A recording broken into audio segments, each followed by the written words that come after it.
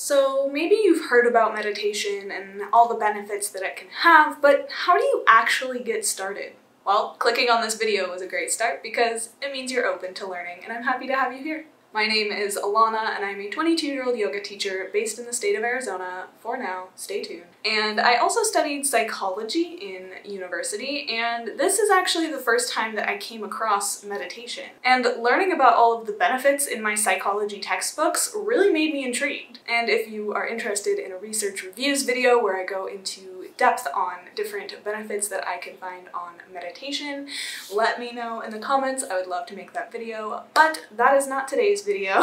Today I'm just going to be talking to you about how I define meditation and what I see as the pathway to meditation. So a lot of people picture meditation as I'm sitting in silence with my eyes closed, focusing on my breath, and I can't do anything else. And yes, that is a form of meditation, but I think that form of meditation can seem very intimidating to people who are just starting out. And I think that comfortability with stillness and silence comes a little bit farther down the path in your meditation journey. So today I just want to share with you some tips and tricks that helped me when I was beginning, and just kind of share my definition of meditation and different ways that you can begin to incorporate it into your daily life. And remember, if you enjoy this video, be sure to give it a thumbs up and subscribe down below. I post weekly vlog talking videos like this every weekend, and free yoga flows here on YouTube every single week on Wednesday, as well as I have a website, alanaroby.com, with even more yoga offerings for you, so be sure to check that out. So I'm going to start by giving my definition for meditation. Does this mean that this is the correct definition? Absolutely not. I think meditation can look different for everybody, but to me, meditation is just when you concentrate in the present moment.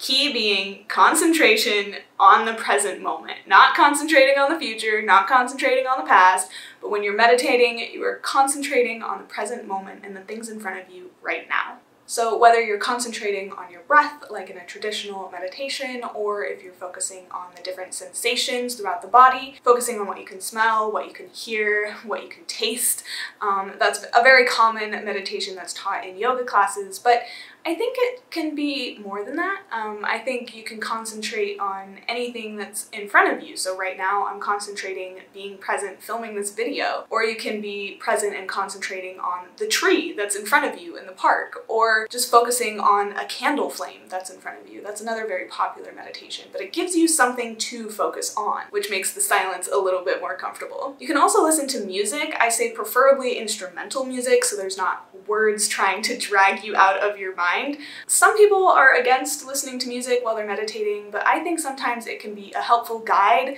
to keep your focus on that sensation and listening to the music. I found that to be really, really helpful when I first began, as well as using guided meditations. I found that having someone else's voice to listen to helped me tune out the voice in my own head. I'm making myself sound like a crazy person, but that's okay. We all got a little bit of crazy. Or maybe the thing that you focus on is mala beads, or something that you can fidget with your hands, and just focusing on how that thing feels between the fingers and tuning out your thoughts, being present with that feeling. I think one of my favorite types of meditation is a movement meditation. So whether it's moving in your yoga practice, or moving on a walk down the street in your neighborhood, or hiking on a mountain, or planting a garden, or dancing your heart out free flow, or doing tai chi or qigong, or swimming in a pool. Like, it really doesn't matter as long as you are moving your body, getting your mind fully present into what you are doing. It could even be art or singing or anything that really takes you out of your mind. And I think it's the intention that you set with the meditation practice, that intention of being present, that really makes it that meditative quality, if you know what I mean. So meditation is concentrating in the present moment. So now that I've defined how I see meditation and given a few examples, I'm going to give you some pointers and some steps to follow that I think make the most sense when you're first beginning your meditation journey. So before you even get into a meditation practice, I would say just start incorporating those meditative moments throughout your day. So maybe it's taking a moment to pause while you're doing the dishes and thinking about everything you have to do after you're done doing the dishes, and just being present with the dishes that you have to do. I know that doesn't sound very fun, but focusing on training your mind to be present and concentrate on what you're doing, because it's so easy to get distracted in today's world. And so it does take practice and training. It's just like training a muscle. You have to train your concentration in order to get farther into your practice. So once you feel comfortable with taking those meditative moments and really just being present with yourself, little moments throughout the day, I encourage you to pick one of those examples that I gave in the examples timestamp and start incorporating meditation in with something that you already know you enjoy. So if you know that you hate yoga, don't choose yoga. And that's coming from a yoga teacher. I say that pick something that you enjoy, because then you're more likely to stick with it. So if you're a person who loves hiking, go for it.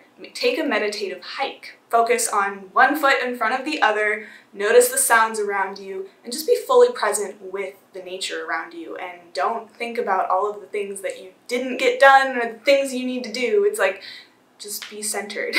And then once you start to get comfortable with that meditation practice, incorporating it as often as you can, and maybe you're not quite ready for silence yet, this is where I would recommend incorporating the guided meditations, because they really are like helping you take that next step while still holding your hand. You know, you still have someone to listen to, but it is trying to close down the eyes, come into the breath, and start to transition into the next step. Because as you practice, think of it as strengthening your concentration. So then as you continue to practice, it's just like any muscle in your body. As you train it, it gets stronger. And so over time, it will become easier to sit with that silence and be comfortable in it.